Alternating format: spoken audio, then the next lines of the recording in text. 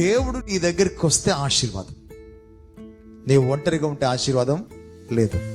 ఇప్పుడు ఆశీర్వాదము యాకోబు మీద ఉంది కనుక యాకోబు లాబాను దగ్గరికి రావడం వల్ల ఆశీర్వదించబడ్డాడు.